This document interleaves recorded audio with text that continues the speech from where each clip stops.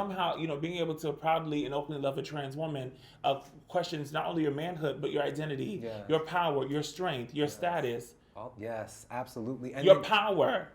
Somehow you are empowered, right, if you're seen or attached or affiliated with a black trans woman. Right? And so there's colorism. I mean, there is a multitude, I think, of things to unpack. But truly, the burden rests on our shoulders. It rests on our bodies. We are the ones, right? They spit on you, but then you hit me. You'll shoot me. You'll stab me. Yes. And that's the reality. And literally, you are my neighbor. You're my nigga. You're me. But you are so afraid that somebody's going to call your little punk ass gay. You know I can't help but these, cause they know they can never touch these. So baby, let me talk my shit, or I might just go another feed.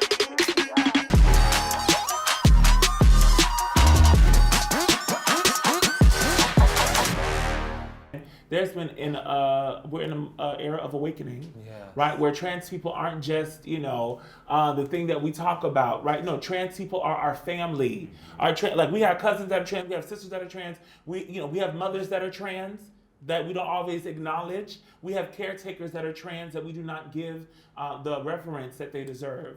And so I would say that for me, it's changing. But as we know, change takes so long and a day. It does. But I am really excited to see a little bit of change. Like, I can say that now. It's kind of like, when did I become this old motherfucker? I remember when it used to be like, but it really has gotten to a place where I can remember when, and we have gone a long way. Even in my own personal journey, in recognizing my own transphobia and recognizing my own way that I subscribe to, looking straight, trying to be more hetero-like, like all of those things, and even kind of like awakening in myself, that kind of like what you're talking about, this age of Aquarius that we're in. And I'm really, really excited about that. And I think you touched on something great at the tail end of that when you were speaking specifically about like, these are your cousins, your sisters, your caretakers. We've always been here. The thing that I personally feel like black folks, and this is going to cause some controversy, but I think the reason why black people in particular are having a long time with the transition is not just white supremacy. I think it is also, it's a symptom of white supremacy, but it's also this very specific thing of the anti-queerness, the homophobia, the transphobia is holding us back. I think even with stuff like hip hop, there's been this glorification of being an individual. So it's an individualism. Get your bag, you and yours. Get your designer this, get your designer that. It's not about community. And I really do feel because we don't talk about community, it doesn't allow us to ask the question, what place do queer people have in the community? What place do trans folk have in the community? And how special and how unique can that be when we're talking about community as in pieces of the puzzle? I don't think that we can have conversations amongst each other about like what our future is gonna be if we don't include everybody. Because there are certain things that Qween's gonna have that Will doesn't have, that Will has that I don't have, that you have that he doesn't have, et cetera, in the ways that if you allow queer people to take up space, who naturally, for example, as a gay man, I can naturally love another man. I don't have to, the excuse for me isn't like I can't love a man because of the fact that there's homophobia. I am gay, so I aspire to be with a man.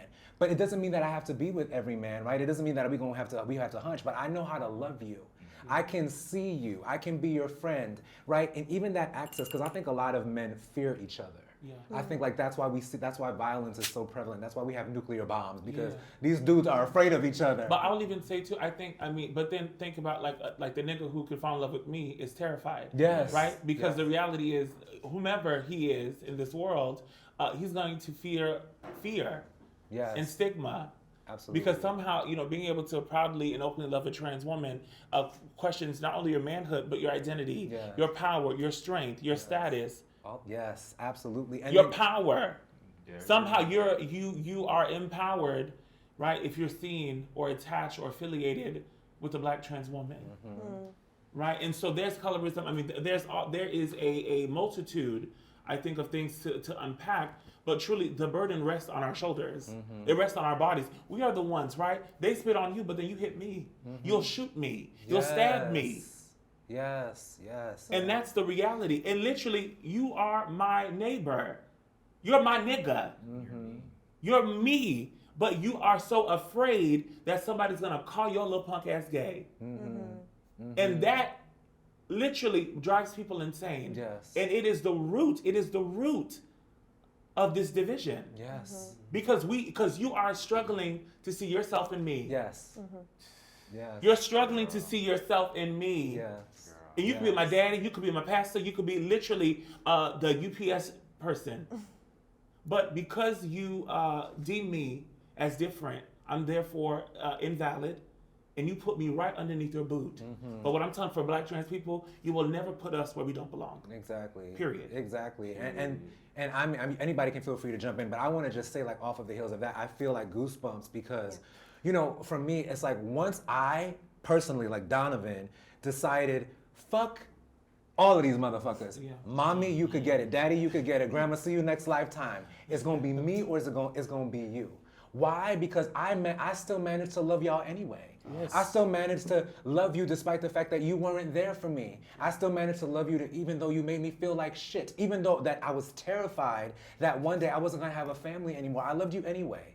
And I realized that at some point we have to choose ourselves. You have to decide to make the decision that I would rather take nothing from these people than to sacrifice any more of myself. But that privilege, that opportunity to be so close to just go under the radar and to be safe, which is what we all want.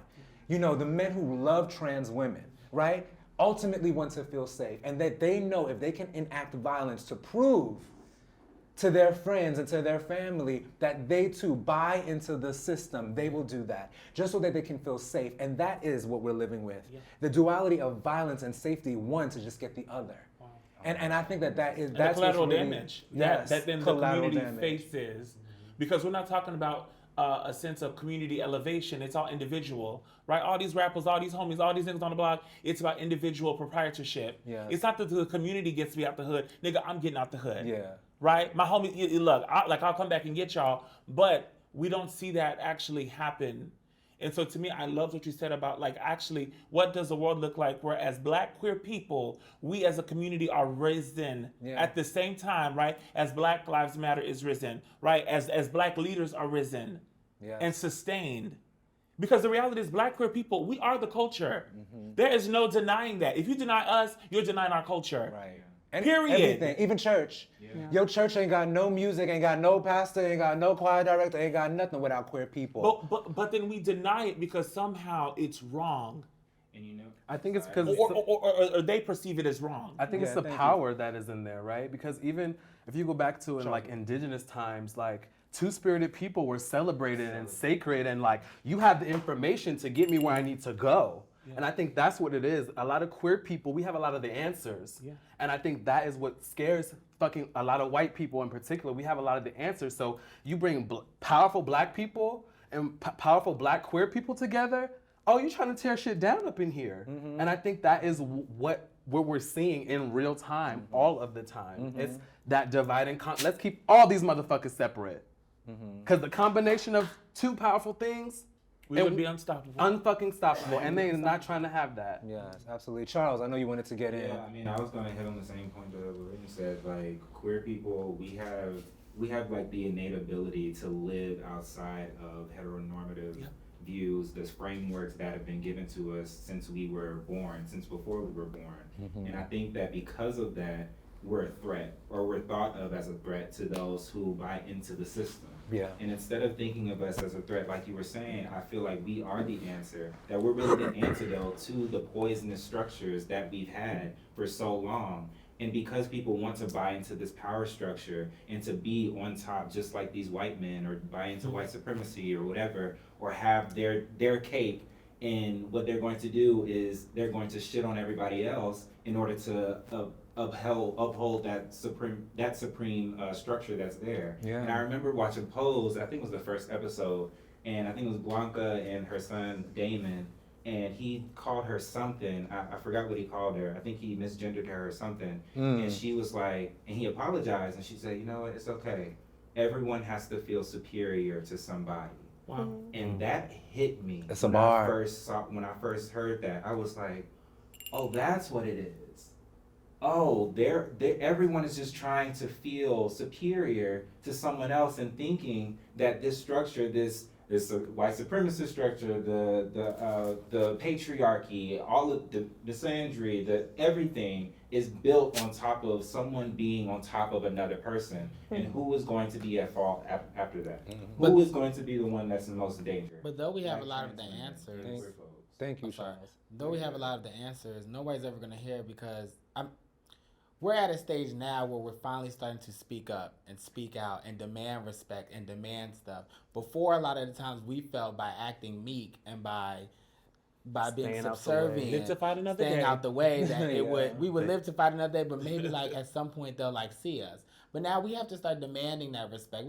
There's no reason why, I mean, for instance, like little stuff that I noticed, there's no reason why I'm going to gay clubs, which are supposed to be, or gay bars, or wherever, it's supposed to be safe spaces for us. And the people who own the bars are hiring straight security guards that do not respect gay people. Or they my own God, it, that's And a so when shit fact. happens, That don't make no. they're treating you like, but this is supposed to be my space where I feel safe. So I don't even feel safe by the people that's supposed to be keeping me safe Right. in the first place. They want your Misgendering you. So true. all Wow. that. Misgendering you, all that kind of stuff. I've been kicked out of bars and lounges and gay places like that for getting into it with somebody straight, and they immediately went to me and kicked me out, and I wasn't even in the wrong. And I'm like, this is supposed to be my space. They're not supposed to be here. But These it are goes things back. you have to demand of these places and of people who are calling themselves making spaces for us. We have to start demanding that stuff. When you're in the room, don't be the exception. I never allow myself to be the exception. People don't know what I mean by that. Meaning I have a lot of straight friends. And a lot of times they'll say something and they'll go, oh, but not you. Not you, Jews. Oh, No, yeah. you're talking You about wanted me. a good If one. you're talking about Qween, you're talking about me. Exactly. And so if you can't get down with her, you can't get down with me. Yeah, period. And Whether I'm your friend or not, just because you know me personally, doesn't mean that I'm your exception. You either take all of us or you don't take none of us. Yes, and I appreciate that because Yeah. we do have to wrap the conversation, but I just love what you said. I'm like, oh, that's a great point to end on, but I do want to hear at least this last question of, okay, so we having this conversation, it's amazing. People are gonna listen to this and they're still gonna be homophobic as fuck, fantastic. Do what you wanna do, you can hate gay black people if you want to, you still gonna not be shit because you are not part of the community as far as I'm concerned, but the reality is that safety is still an issue. So does anyone have any ideas about like how do you maintain your safety? We heard community, we heard speaking up. Elijahdā, For me, so when it comes to safety, everybody knows, I mean, have your gadgets. If people know what gadgets are, those are various Teasers. can we say this, what they are on the podcast? Or Absolutely. well, go like tasers, people have knives are like hidden. Shanks. People carry wrenches with them. People carry I'm sorry, do what you gotta do. what do you call those? Knuckle. Oh, the brass knuckles. Yeah. But the other thing is also when it comes to safety, even in drag, like walking in numbers, I've had it's unfortunately even sometimes. I mean, I'm with large groups of queens when we're going from like the West Village and West 4th all the way, downtown to uptown. And I've been verbally and physically assaulted in and out of drag. So it's sometimes the numbers isn't always the best thing to do, but sometimes numbers is hopeful in regards to if you got to fight, you got to fight. Yeah. But in regards to safety, I mean, we can never be safe, but in regards to taking preemptive measures to making sure that I at least am putting myself in the, hazard or harm reduction. I often try to take up space as well. I have my gadgets with me, but I take up space. So like, I mentioned this to Isaam before, like before you were talking, I'm like, I take up space. If you take up space, it is a defense mechanism. It is not always necessarily the most positive thing, but sometimes if I am in straight spaces, it's not that I'm being aggressive, but I'm more assertive. Because sometimes if a bitch try you, you can't let them try you again. And oftentimes it comes off as, oh my God, when I first met you, you were so assertive. I'm like, yeah, because me being 5'2" and you not knowing if I'm a man or woman and also being gay, you think you can try to try me because you a 6'2" man. So I gotta let your ass know, yeah, I'm short, bitch, but I'll check you if I need to.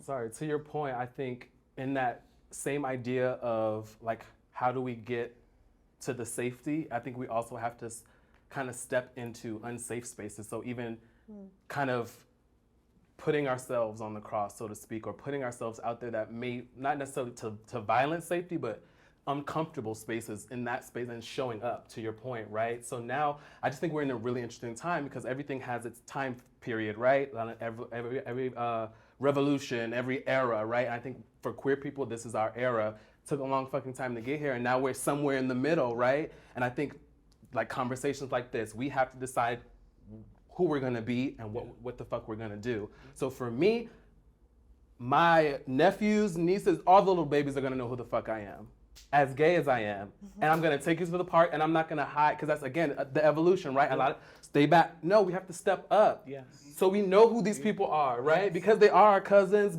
everybody, but where are they? So we have to step up and stay there and stay up and put ourselves in kind of like harm's way at times, right? Because that's also a part of activism and the struggle. It's not always, peaches and berries, but I would say straight people. No, I would say straight people need to be able to create space for us too, because the thing is, again, as a drag performer, I realized all the venues I perform at are mostly straight. And I realized, again, some of these venues are straight owned. They gotta be able to, the same way white people gotta make space for us. Yeah, it's emotional labor for me to make space for you in your straight space. But when it comes to the black community, bitch, I'm black too. So when I'm at the barbecue, I don't want you playing that fucking reggae song that's talking about burning the Bati boy if you know I'm your gay uncle. Exactly. Turn And that shit straight off. people need to know that. And the fact is that, it's just a song. No, bitch, it's about burning me. But that's also But it's our about job reaching to be people like, you can let me reach. turn this shit off. No, but Don't let me change the I music. get that. But the thing is, I bring this up, straight people need to create a space because straight people think they're the default. So oftentimes you have to work around them. Yeah. So when it comes to black community, black men, we think we're the default because the patriarchy tells a man's a household. Yes. So when it comes to white people, they think they're the default. So they think that, oh yeah, we'll let you give you a space. So yes, you gave me a space, but you also have to make an affirming space. Right. Yeah. Because again, I have a drag brunch with straight people, and because I'm in drag, I may talk with the guys, but you can see they're uncomfortable, and I'm a little bit provocative, but I'm not crossing boundaries. But some of them, I don't fuck with that gay shit. I'm not trying to fuck you. I'm not trying to be with you. It's a But the performance. thing is, you're at the front row of my drag brunch, so get the Yes. fuck in the back or play along or lap and tip me and keep it moving. Exactly. So, Exactly. But that's why you reach the people you can reach. And it's always like, well, reach out to the people, but that's it. You reach the people you can reach. When you have the moment, you're in the rooms and you can challenge somebody's thoughts, that's what you do. I have a lot of friends who have their mindset, I've watched it change from being around me, because I'm always going to speak up. If I see you post something and it's a little homophobic, I would be the first person in your DM. Like, what the fuck is this? Please They're explain. like, oh, here you go. Absolutely, here I go. Explain what this is. Take it down. Let's talk about it. Not even take it down. Let's talk about it. Why are you thinking this? This is what it really is. Reach the people you can reach, and that's in any space. That's family, that's friends, that's when you're out at the club, that's when you're with your friends, that's if you're on the street and you see somebody harassing a trans woman, you step in. It's time for you have to reach the people you can reach, and that doesn't always mean I have a personal relationship with you. It means you're in my space and something's going on that is affecting my community, and I'm allowed to say something about it. I think to That's great. We're gonna end on. We're gonna go to Charles, and then we're gonna go to Eric. I just have one little last. And then so we'll come to you. Just 1, a 2, 3. benediction. Just keep it to a minute. Okay, I think Thank to you. William's point, I'm a little hesitant to say like all queer people need to put themselves in harm's way or whatever. I think that people that look like me, look like you, that are like, and you're cis man, correct? Yes. Like cis men who have this armor of sorts that can operate in certain spaces. Absolutely. And have that level of privilege as far as how we look. I think we are the ones Take the brunt of who that, need yeah. to do that. I want black trans women to rest. Exactly. And Rest to- easy. Put your feet and up, girl. To listen, to live, and to love, and Absolutely. to be their full selves without having to do that work, because they are the ones who have done it for all of us. So I'm I just saying totally agree. Yes. they should rest. We should be the Absolutely. ones to put our Great point. Thank you, Charles. I mean, come on, bring it. Come on, Gen Z. I'm sorry, real quick. Oh, yes, go ahead, I go think ahead. just stepping into the fullness of, allowing yourself permission to step into the fullness of who you are allows you a certain kind of comfort in your own self that when you walk into a room, you know you belong to any room that you walk into. Mm-hmm. Yeah. I think that's a great first step before you Yeah. Exactly. Thank you for that, Isaam, the nuance. Yeah. Go ahead, I mean, my comment was a little bit about that, though, because I think that we're talking about a lot of things when you're already past that point of affirming yourself. But I think a lot of times there's a lot of us that are still in that long period of stage of trying to figure out who we are. But I think a lot of times because we didn't really have therapy for that as well. So for me, it's really you getting the help that you need in your mind, getting that therapy together, getting through that trauma first. Because honestly, you're not going to be as effective to help anyone or to even create space for yourself if you're still trying to figure exactly how do I get over these humps in my mind? How do I get over dealing with my parents? How do I get over dealing with friends that don't know how to talk to me correctly, misgendering me, and etc. So for me, it's therapy, which of course we always say that all Black people need that, but I think there is an extra layer when you are Black and queer, when you're Black and trans, that there's a certain type of therapy that needs to be there for you. And even if you're not able to pay for a physician, a KOL, or whatever, then I think there's peer people that are there are organizations that are there. No, they weren't there before, but they are there now. So I think getting your mind right first, making sure that you're past this trauma, or finding the tools to get past it. And then I think we can move into the stage of marching and turning off music and things like that. Because I don't think people are ready yet to even move to that point, because I'm not even for sure yet if I can even do this for myself. Am I ready for that yet? So I think that's how you get ready first. And then you can start affirming your space. You can then start affirming others, inside that space as well. Yeah. Thank you, Eric. Thank you for that. We'll end on Qween. No, I mean, I find that to be so profound. And I would say, I think, honestly, not everybody's built for the battle. But we all have a role to play in this revolution. And for me, my liberation has to be now. It has to be within my lifetime. Literally, I mean, if we think about it, Dr. King marched, gave up time, sacrificed his own life, and still was taken, right? And we're still fighting for those same rights now in 2023. We're still fighting for space, still fighting for access, still fighting for space just to call our own, right? That we have to be in these white spaces, right? We're actually forcing white people to acknowledge us and respect us and pay us equitably and give us our dues. We're still fighting the same fight from 1963. And so I think for me, like, the role to play in this revolution has to start within our homes, starts within your heart, yourself. Because to me, I think that honestly at this point, we will not see the future if we don't start living in it now. And the violence that we're facing, honestly, it can be physical violence, yeah, and you might need to be strapped up, but there's other violences literally about people, the day-to-day aggressions and transgressions that people face, right? Neighbors, folks that give you that look. I mean, these are all forms of violence. These are all things that make us unsafe. And so being able to not only check them, but how to transform them, right? So that, like, literally we don't see Black parents or Black fathers, who demonize queer children, right? Who are afraid when their young children, right, put on nail polish, right, are playing with certain dolls. Like, that is where it has to start, so that these young people can be equipped and empowered to live out loud and to not feel like they have to hide for the rest of their lives, or wait in fear for someone to kiss them, or for someone to feel that looks like them can love on them. And so that for me is truly the pathway in this revolution. Yeah. So that, like, we can be able to see the new horizon and not just dream about it. Honey, we've come from a legacy of dreamers. Now we want to live in it. Yes, we want to realize create it and actualize that dream. It's a great point to end on. Wow. That's the show. I want to thank you so much, William. Thank you so much, Qween Jean. Thank you so much, Eric. Thank you, Elijahdā. Thank you, Charles.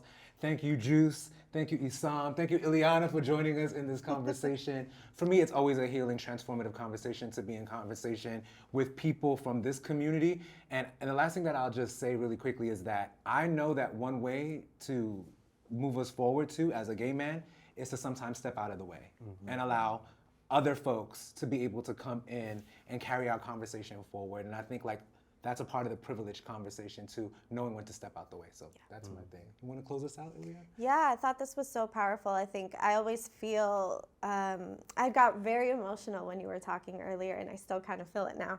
But I think, no. It's okay. I'm gonna get it together. Okay, take your time.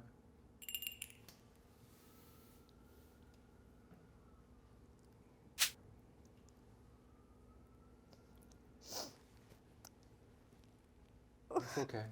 Take got it. We Take a got breath. you. It's okay.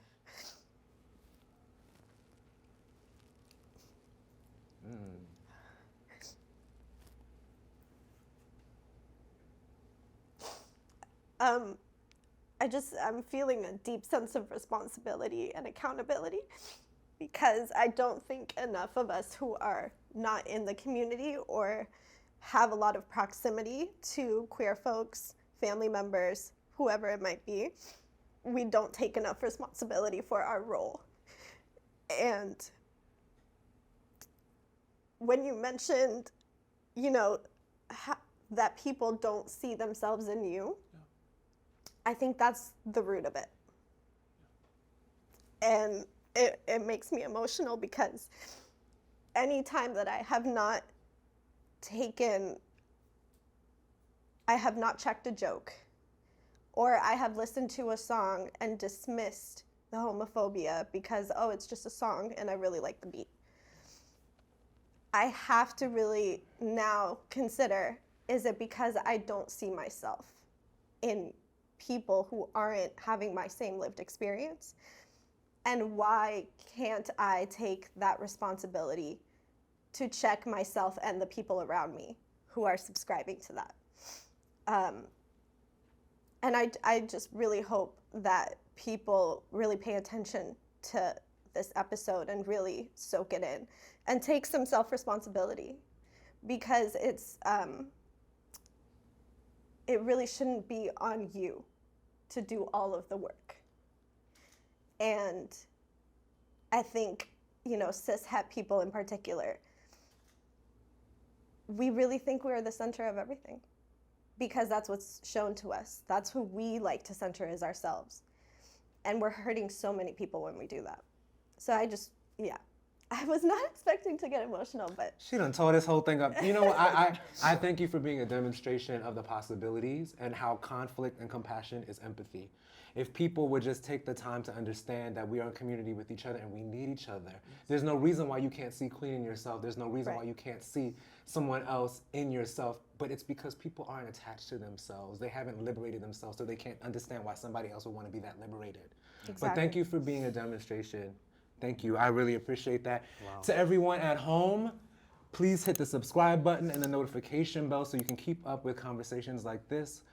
Follow us at The Stranger Fruit. Follow all of these beautiful people on this panel so that you can get a real beautiful dose of what it's like to be in community with people who are so beautiful and so diverse and so amazing. Thank you for joining us, and we will see you next time. Peace. Wow.